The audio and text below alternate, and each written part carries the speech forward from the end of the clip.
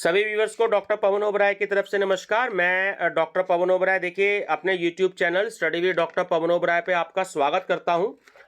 Viewers देखिए इस video में मैं आपसे डिस्कस कर रहा हूं आज रिसर्च मैथोलॉजी का पेपर जो कि चौधरी चरण सिंह यूनिवर्सिटी मेरठ का है, जो अभी जुलाई अगस्त 2021 में पेपर हुए थे। तो उसका एक क्वेश्चन पेपर है। तो बुकलेट मेरे पास में अवेलेबल हुई है और इसे सॉल्व कर लिया और ये बुकलेट हिंदी इंग्लिश दोनों में, और यही वो बुकलेट है जो एग्जाम में मिली थी। देखिए मार्केट में नहीं मिल पाती है ऐसे क्वेश्चन पेपर्स प्रीवियस ईयर के।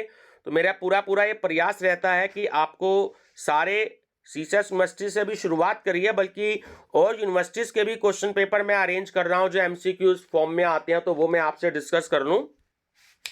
अच्छा, फर्स्ट टाइम स्टूडेंट्स मेरे चैनल पर नए हैं तो study with doctor Pawan Oberoi channel subscribe कर लीजिएगा, लाइक और शेयर भी करते रहिएगा अपने फ्रेंड सर्कल में, क्योंकि अब देखिए एग्जाम्स का दौर जो है वो शुरू हो चुका है। कुछ दिनों बाद सबके एग्जाम्स हैं ही हैं। ईयरली के एग्जाम भी जो है थोड़े दिनों बाद सबके हो जाएंगे नेक्स्ट मंथ से। तो आप लोग जो है अपनी प्रिपरेशन रखिएगा। रिसर्च मैथोलॉजी का पेपर एक्चुअली है तो ये हिस्ट्री का paper MA second year private में, क्योंकि एमसीक्यूज में पेपर होता है। लेकिन रिसर्च मैथोलॉजी एक ऐसा टॉपिक है जो पूरे ऑल ओवर इंडिया में है। तो मैं एमकॉम का भी पेपर करा चुका हूँ सॉल्व रिसर्च मैथोलॉजी में, और जो है सोशियोलॉजी में भी एमए में मैं करवा चुका हूँ। 3 क्वेश्चन पेपर ऑलरेडी मैं सॉल्व करवा चुका हूँ। तो बच्चे रिसर्च मैथोलॉजी की जो प्लेलिस्ट है वो मेरी विजिट जरूर करिएगा, आपको एनटीए नेट के पर्पज से भी बहुत ज़्यादा बेनिफिट इसमें हो जाएगा। चलिए स्टार्ट करते हैं। क्वेश्चन पेपर बुकलेट सीरीज ये क्यों है मेरे पास में रिसर्च मैथोलॉजी का पेपर, ये न्यू कोर्स का जैसे आप स्क्रीन पर देख रहे हैं। तो मैं व्यूवर्स ये पेपर जो है हिंदी इंग्लिश दोनों में है, तो आप बच्चे जो है देख सकते हैं। मैं डिस्कस तो हिंदी में करूंगा, इस पेपर में थोड़े से इंग्लिश में निशान लगा दिए, हिंदी में रह गए हैं, तो उसके लिए मैं माफ़ी चाहूँगा। मैं डिस्कस तो ये हिंदी में करूँगा, तो इंग्लिश मीडियम वाले स्टूडेंट्स जो हैं वो अपना आंसर जो है देख सकते हैं। तो नंबर फर्स्ट क्वेश्चन है कि ऐतिहासिक विधा का मुख्य आधार क्या है। तो वो होती है सामाजिक आवश्यकता। पूर्वाग्रह की भावना इतिहास में बहुत बढ़ रही है। तो वो इसलिए बढ़ रही है क्योंकि इसमें देखिए दोनों ऑप्शन आप पे करेक्ट है, क्योंकि उसमें विस्तृत वर्णन भी होता है और बहुत अधिक वैज्ञानिक व्याख्या भी होती है। तो सी ऑप्शन करेक्ट है, ए और बी दोनों। ईमानदार होने की प्रवृत्ति की त्रुटियों के लिए कौन सा कारण उत्तरदायी होते हैं। तो तीनों कारण इसमें सही है कि लेखक की जो निरर्थकता होती है, और व्यक्तिगत लाभ प्राप्त करने के लिए, और वर्ग या जाति की प्रबल भावनाओं के कारण। तो इसमें डी ऑप्शन बिल्कुल करेक्ट है, उपयुक्त सभी।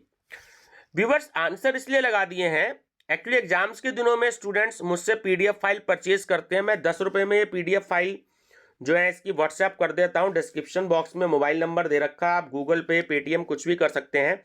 तो आपके व्हाट्सएप नंबर पर ये बुकलेट पूरी पीडीएफ जो है इसकी सेंड कर दी जाएगी। केवल 10 रुपये आपको पे करने पड़ेंगे।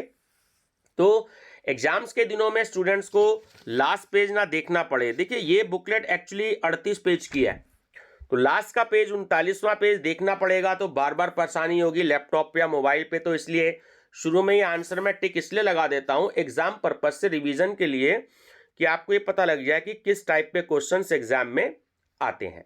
ठीक है, चलिए बाह्य आलोचना के कार्य क्या है। तो देखिए तीनों कार्य होते हैं कि लेखक के बारे में जानकारी प्राप्त करना, समय का पता लगाना, और कृति का उद्भव। तो डी ऑप्शन इसमें करेक्ट है, उपयुक्त सभी। नकारात्मक आलोचना के सामान्य कानून क्या है। तो इसमें सी ऑप्शन सही है कि आलोचना सामूहिकता में नहीं करनी चाहिए, ये बात ध्यान रखनी चाहिए। दस्तावेज के विश्वसनीयता की पुष्टि की विधियां क्या है। तो तीनों विधियां हैं, प्राचीन लेखन का अध्ययन भी, आलोचनात्मक अध्ययन भी, और पुस्तक लेखन कार्य भी। तो डी ऑप्शन इसका बिल्कुल करेक्ट है, उपयुक्त सभी। ठीक है, चलिए नेक्स्ट है, आंतरिक आलोचना को विभक्त किया जा सकता है। तो सकारात्मक व्याख्यात्मक आलोचना में भी और नकारात्मक व्याख्यात्मक आलोचना में भी। तो सी ऑप्शन करेक्ट है इसमें, ए और बी दोनों। सकारात्मक व्याख्यात्मक आलोचना होती है तो वो होती है द्विस्तरीय पर, यानी कि सेकंड स्टेज पर। ध्यान रखेंगे। आलोचना के कुछ पहलू हैं। तो आलोचना के जो है पहलू तीनों ही होते हैं इसमें, कि मानसिक सोच का मूल्यांकन करना भी होता है, आंतरिक परिस्थितियों का परीक्षण करना भी होता है, और यथार्थता की जिम्मेदारी भी होती है। तो डी ऑप्शन इसमें करेक्ट है, उपयुक्त सभी।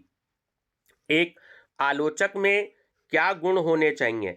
देखिए, तीनों ऑप्शन इसमें भी करेक्ट है कि आलोचक जो है वो तीक्ष्ण बुद्धि वाला भी होना चाहिए, उसके ऐसे भी विचार होने चाहिए कि वह लेखक के अंतर्निहित विचार पढ़ सके, और जो उसके संदेह हैं, जो डाउट्स हैं, उसको स्पष्ट करने की उसकी क्षमता भी होनी चाहिए। तो डी ऑप्शन जो है वो इसमें आपका करेक्ट है, ऑल ऑफ द अबव। चलिए, शोध क्या है, रिसर्च क्या होती है? तो देखिए, रिसर्च जो होती है तो वो किसी हम नई चीज को प्रकाश में लाने की कोशिश करते हैं, ज्ञान के क्षेत्र को बढ़ाते भी हैं, और कुछ मूलभूत विचारों को भी शामिल करते हैं इसमें। तो डी ऑप्शन जो है इसका बिल्कुल करेक्ट है, उपयुक्त सभी। ऐतिहासिक शोध का योगदान। तो ऐतिहासिक शोध का योगदान जो होता है वो नई सामग्री का संग्रह करने में भी होता है, और नई सामग्री की नई व्याख्या करने में भी होता है। तो सी ऑप्शन इसका करेक्ट है, ए और बी दोनों। निम्नलिखित में से कौन सी समिति शोध कार्य के लिए प्रोत्साहित करती है? तो भारत में है Indian council of social science research, ठीक है, सामाजिक विज्ञान अनुसंधान इंडियन काउंसिल, याद रखेंगे, Indian council of social science research. शोध की कौन सी प्रक्रिया सबसे प्रसिद्ध है? तो सामग्री संग्रह भी है, और सामग्री की व्याख्या भी है, और ज्ञान की खोज जिसे हम संश्लेषण करना या जो है शोध कार्य के साथ भी हो सकता है। तो डी ऑप्शन इसमें बिल्कुल सही है, उपयुक्त सभी। एक शोधार्थी के लिए क्या जरूरी है? तो शोध के लिए उसकी एक विशेष योग्यता होनी चाहिए। सपोज कीजिए कि आप एमए हैं, ठीक है, आपको पीएचडी करनी है, तो उसकी क्वालिफिकेशन यह है कि आप सबसे पहले पीजी उस पर्टिकुलर सब्जेक्ट में ही होने चाहिए। आप हिस्ट्री कर रहे हैं तो आपकी एमए जो है वो हिस्ट्री में ही होनी चाहिए। अगर आप इकोनॉमिक्स कर रहे हैं तो आपको पीएचडी इकोनॉमिक्स में करनी है, तो आप एमए इकोनॉमिक्स में ही होने चाहिए। तो शोध के लिए विशेष योग्यता, ठीक है, करेक्ट आंसर है। भारतीय इतिहास में किस पर जोर दिया जाता है? तो जो विषय परक है, सब्जेक्टिविटी होती है, उस पर थोड़ा सा ज्यादा जो है वो जोर दिया जाता है। निम्न में से शोध की कौन सी श्रेणी कठिन है? तो वो है ज्ञान संयोजन। हीगल एक दार्शनिक था, तो काम्पटे कौन था? ठीक है, देखिए, काम्पटे जो था वो था गणित शास्त्री, मैथमेटिशियन। देखिए, थोड़ा सा इसमें मैं यूनिवर्सिटी की तरफ से थोड़ा सा इसमें सुधार करना चाहूँगा कि एक रिस्पेक्ट देकर के क्वेश्चन पूछना चाहिए था, ठीक है। बहुत बड़े बड़े विद्वान रहे हैं कि हीगल एक दार्शनिक थे, तो काम्पटे कौन थे। तो थोड़ा सा ये अजीब सा लगता है कि चाहे क्वेश्चन इस पर ध्यान नहीं दिया किसी ने, लेकिन थोड़ा सा मैं सीसीएस यूनिवर्सिटी के अगर कोई टीचर पेपर बनाते हो ऐसे, तो मैं उनसे एक रिक्वेस्ट करूंगा कि थोड़ा सा शब्दों का ऐसा जो है थोड़ा सा हम करें कि जिससे एक रिस्पेक्ट उसमें आए। चलिए, नेक्स्ट है, शोध के क्षेत्र में कंप्यूटर कामयाब साबित हुआ है। तो आंकड़ों को समझने के लिए भी हुआ है और तालिका बनाने के लिए भी हुआ है। तो इसमें सी ऑप्शन बिल्कुल करेक्ट है कि ए और बी दोनों। शोध क्रियाविधि के समग्र ज्ञान का अर्थ, तो अनुसरण करना भी है, विश्लेषण करना भी है, और विवेचनात्मक परीक्षण करना भी है। तो इसमें डी ऑप्शन करेक्ट है, उपयुक्त सभी। आंकड़े संग्रह के ऐतिहासिक स्रोत हैं। तो बिल्कुल सही है, तो वो प्राथमिक स्रोत भी होते हैं, द्वितीयक स्रोत भी होते हैं, प्राइमरी और सेकेंडरी सोर्सेज। तो सी ऑप्शन करेक्ट है, ए और बी दोनों। इतिहास विषय के शोधार्थी के लिए शोध स्थान क्या होता है? तो वो होता है पुस्तकालय, लाइब्रेरी।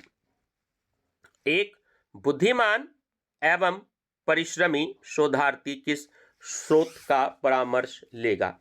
तो वो पुरातात्विक स्रोत जो होते हैं उनका भी, पुरालेख स्रोत जो होते हैं उनका भी, और जो मुद्रा शास्त्रीय स्रोत होते हैं उनका भी वो परामर्श लेगा। तो डी ऑप्शन करेक्ट है इसमें, उपयुक्त सभी। एक शोधार्थी को कठिनाइयों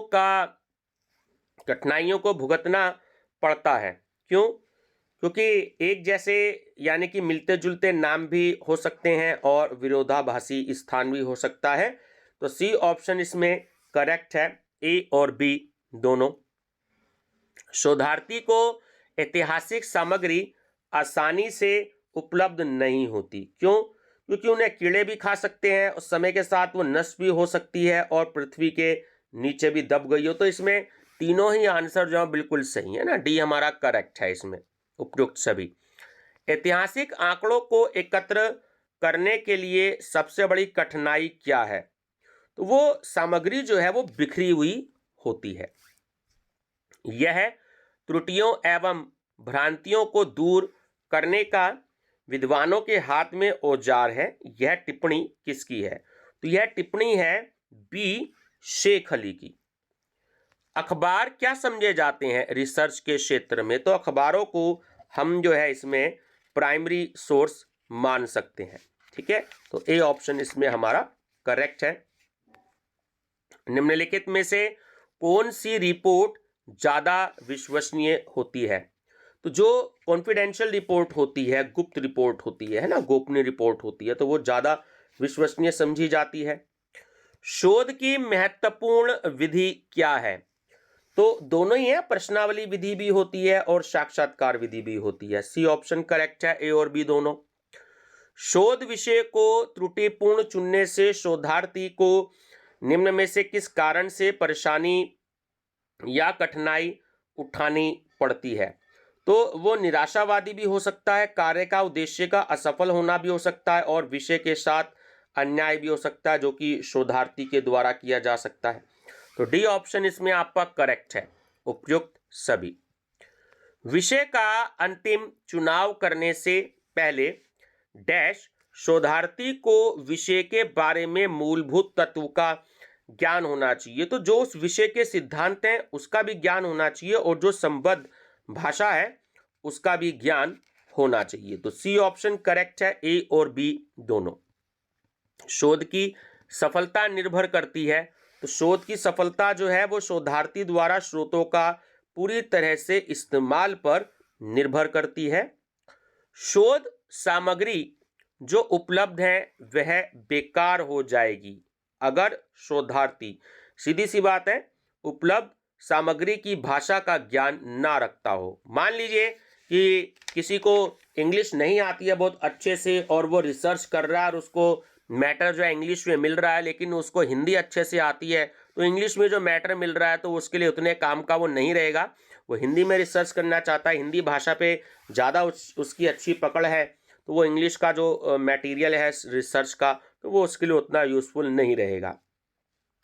तो शोधार्थी का मुख्य उद्देश्य क्या होना चाहिए?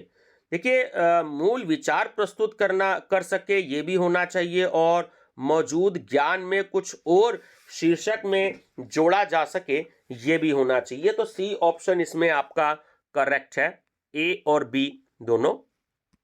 एक रिपोर्ट तथ्य की मात्र एक प्रस्तुति होती है, परंतु एक थीसिस है। थीसिस क्या है?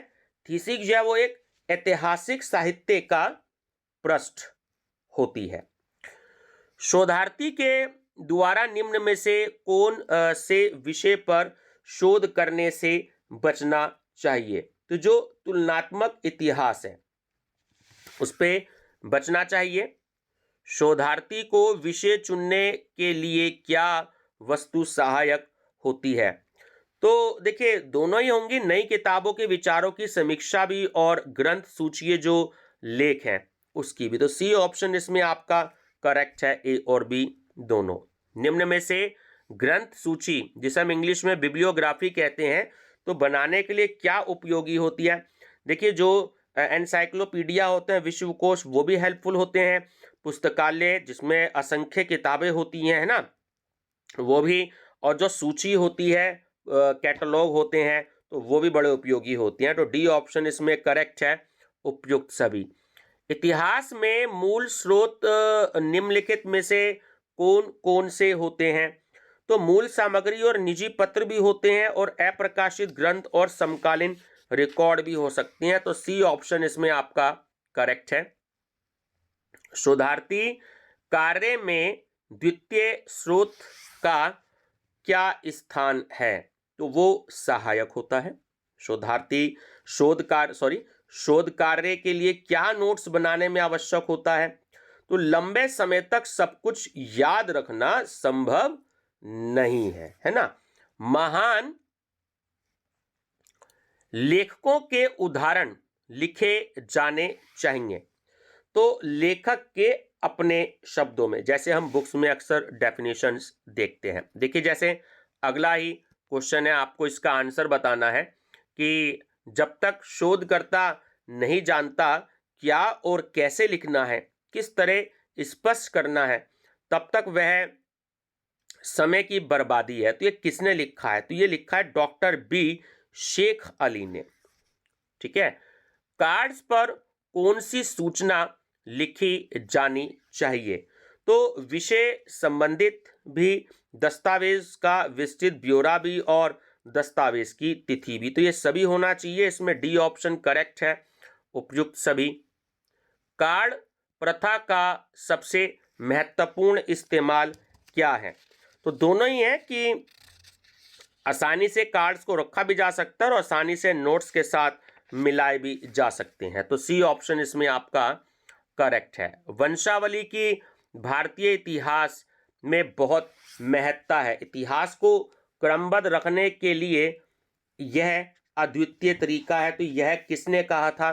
तो यह भी डॉक्टर बी शेख अली ने कहा है। इतिहास में कितने प्रकार के पादलेख पाए जाते हैं, जिसे हम फुटनोट्स बोलते हैं अक्सर, है ना। तो फुटनोट्स वर्ड थोड़ा सा ज्यादा कॉमन है। तो दो तरीके के पाए जाते हैं। निम्नलिखित में से कौन से नक्शों के प्रकार होते हैं?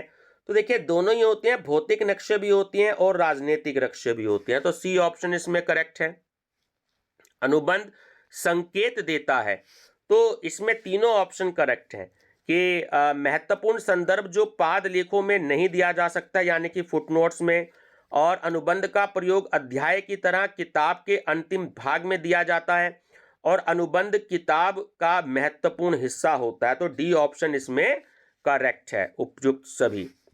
पादलेख में ऑप्सिट और अन्य काम का हवाला और आईबिट जो उद्धृत स्थान है, किसका संकेत देता है? अक्सर आपने देखा होगा। देखिए, जो ऑप्सिट दिया होता है और जो आईबिट, कहीं कहीं पर आप नीचे किताबों के नीचे टेक्स्ट बुक्स में, अधिकतर फुटनोट्स में देखा होगा आईबिट, जिसका मतलब होता है उद्धृत स्थान। तो ये क्या है? तो इसका मतलब होता है कि अबव रेफर्ड बुक, जो ऊपर बताई गई बुक होती है, इसका मतलब ये होता है जो बुक हमने ऊपर बताई गई है ना, आईबिट और ऑप्सिट। ठीक है। और अन्य कान का हवाला, तो दोनों वर्ड्स हैं, आप ध्यान रखेंगे। एक शोधार्थी अपने शोध कार्य के लिए किस पर आश्रित रहता है? तो देखिए, वो स्रोत पर, दस्तावेज पर और सबूत पर, इन सभी पर आश्रित रहता है। तो इसमें डी ऑप्शन जो है वो करेक्ट है। शोधार्थी का सबसे महत्वपूर्ण कार्य क्या होता है? तो दस्तावेजों की सत्यता स्थापित करना। साक्ष्य जो होते हैं वो कितने प्रकार के होते हैं? तो 3 प्रकार के होते हैं। इतिहासकार और साक्ष्य के परस्पर संबंध होते हैं, तो वो दोनों घनिष्ठ होते हैं। कारण शब्द की उत्पत्ति किस भाषा के शब्द से हुई है? लैटिन भाषा के। कार्य कारण की अवधारणा किस शताब्दी की देन है? तो वो 18वीं शताब्दी की है। सर्वप्रथम किस विद्वान ने कार्य कारण के संबंध में विचार प्रस्तुत किया था? तो वो थे बटरफील्ड। ये देखिए तीनों चारों क्वेश्चन बहुत इंपॉर्टेंट हैं। एक शोधार्थी को डैश सामग्री इस्तेमाल करने से पहले, तो बहुत सीधी सी बात है, स्क्रूटनाइज मतलब उसकी जांच पड़ताल को कर लेना चाहिए। The critical methods of historical research and writing पुस्तक के लेखक का नाम बताइए। तो वो है हॉकेट। रानी मैरी एंटायेनेट के पत्र किस प्रकार के थे? तो वो थे जाली। गड़े और जाली दस्तावेज शोधार्थी को क्या करते हैं? तो देखिए वो उसे अपनी दिशा से जो है भटकना यानी भटका देते हैं। इनमें से कौन सा बाह्य आलोचना का कार्य है? तो देखिए खोजना और उत्पत्ति को खोजना और काल की खोज करना। तो ये उपयुक्त सभी है ना, तीनों ही ऑप्शन इसमें सही है। तो डी ऑप्शन करेक्ट है, उपयुक्त सभी। एक दस्तावेज की सत्यता का कैसे पता चलता है? देखिए या तो वो हस्तलेखन हो, उसमें हैंडराइटिंग में हो, या उसके तरीके से पता लगे। तो सी ऑप्शन इसमें करेक्ट है, ए और बी दोनों। प्राचीन शिलालेखों का अध्ययन किससे संबंधित था? तो वो शिलालेख की लिखाई से संबंधित था। मृदभांड भवन और मूर्तियों का इस अध्ययन किसके द्वारा किया जाता है? वो जो पुरातात्विक होते हैं, आर्कियोलॉजिस्ट जो होते हैं, उनके द्वारा। मुद्रा शास्त्र क्या है? पहली बात तो ये समझ लीजिए, मुद्रा शास्त्र है एक्चुअली वो इतिहास की एक शाखा है। तो मुद्रा शास्त्र में किसका अध्ययन किया जाता है? तो मुद्रा शास्त्र में जो है सिक्कों का अध्ययन किया जाता है। ऐतिहासिक वस्तुनिष्ठा से क्या तात्पर्य है? तो वो है पक्षपात व पूर्वाग्रह रहित वर्णन से। वस्तुनिष्ठा को विषयनिष्ठा से ज्यादा महत्व दिया गया है क्योंकि वस्तु की जो प्रवृत्ति है वो स्थिर है। आधुनिक वैज्ञानिक व्यवस्था की प्रमुख विशेषता क्या है?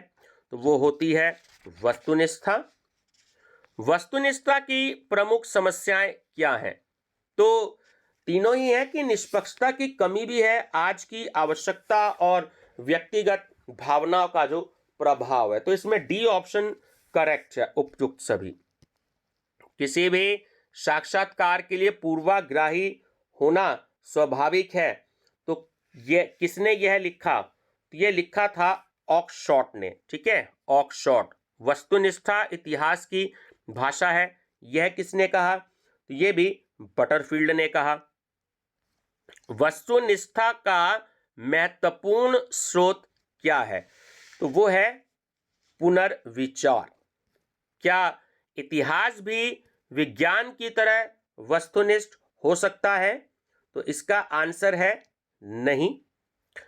प्राचीन और मध्यकाल में किस प्रकार का इतिहास लिखा गया था? तो वो विषयनिष्ठ लिखा गया था, सब्जेक्टिव लिखा गया था।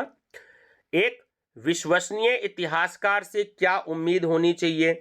तो तीनों ऑप्शन इसमें इंक्लूडेड हैं कि उसे वास्तविक चित्रण खींचना चाहिए, इतिहास को तोड़ने मरोड़ने से बचना चाहिए और प्राचीन गौरव को अनदेखा नहीं करना चाहिए। तो डी ऑप्शन इसमें करेक्ट है, उपयुक्त सभी। इतिहास में निष्पक्षता संभव नहीं है और इसकी प्राप्ति का दावा करना सबसे बड़ी गलती है। तो यह किसने कहा था? तो यह भी बटरफील्ड ने कहा था। रोमन साम्राज्य का उत्थान एवं पतन पुस्तक के लेखक कौन है? तो वो है गिबन।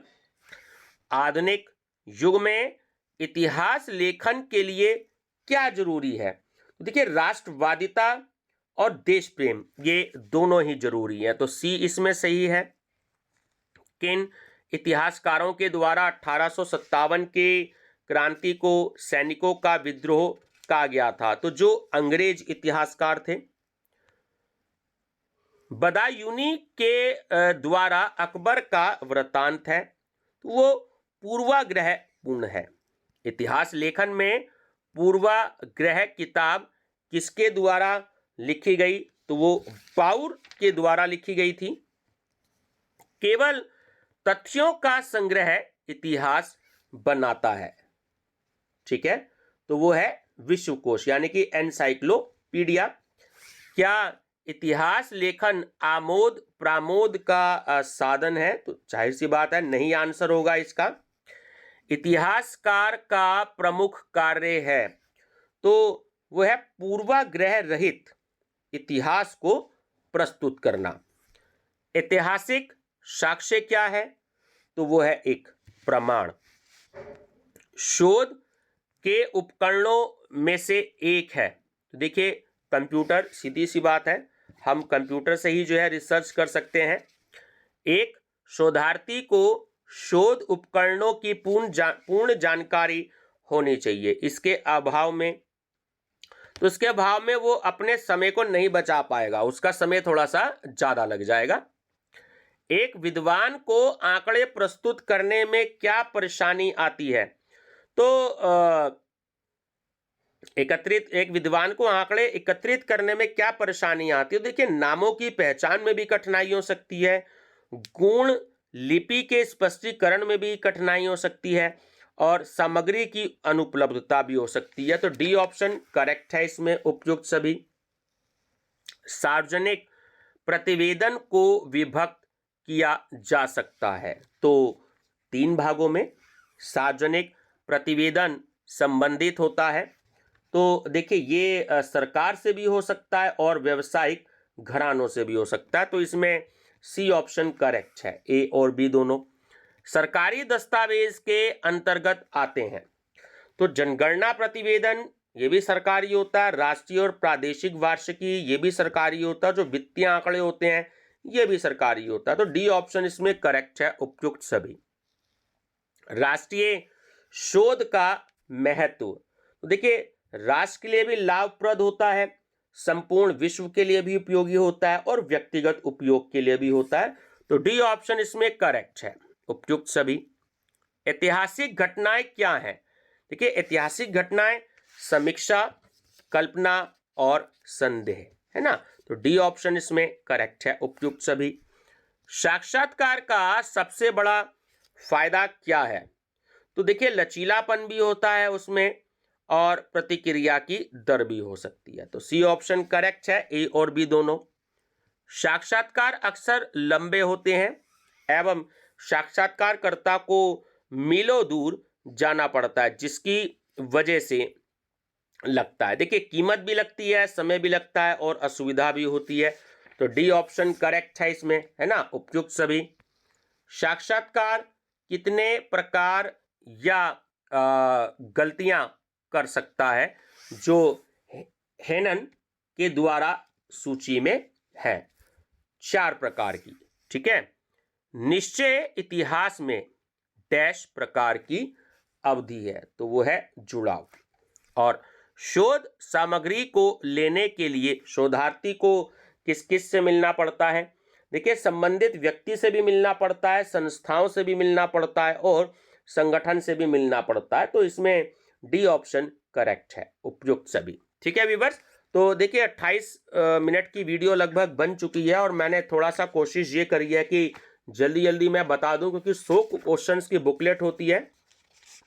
इतना आप भी समझ सकते हैं कि 100 क्वेश्चंस को कराना, है ना, बार बार स्लाइड को ऊपर नीचे करना, तो समय तो लगता ही है इसमें। तो फिर भी मेरा प्रयास रहता है कि लगभग 25-30 मिनट की वीडियो में आपके पूरे 100 क्वेश्चंस हो जाएं, तो ये आपके एग्जाम पॉइंट ऑफ व्यू से बहुत ही ज़्यादा आपको हेल्पफुल रहेगी, इसलिए मैं आंसर लगा देता हूं। कुछ बच्चे कहते हैं कि सर आप आंसर लगा देते हैं, क्योंकि पीडीएफ फाइल बच्चे मुझसे बहुत परचेज करते हैं एग्जाम्स के दिनों में, तो इसलिए टिक मैं लगा देता हूं, ठीक है व्यूअर्स। तो चैनल जरूर सब्सक्राइब कर लीजिएगा study with doctor Pawan Oberoi, और रिसर्च मैथोलॉजी की प्लेलिस्ट विजिट करिएगा। 1000 से ज़्यादा MCQs हिंदी इंग्लिश दोनों में मैंने उसमें दे रखे हैं। Thank you students.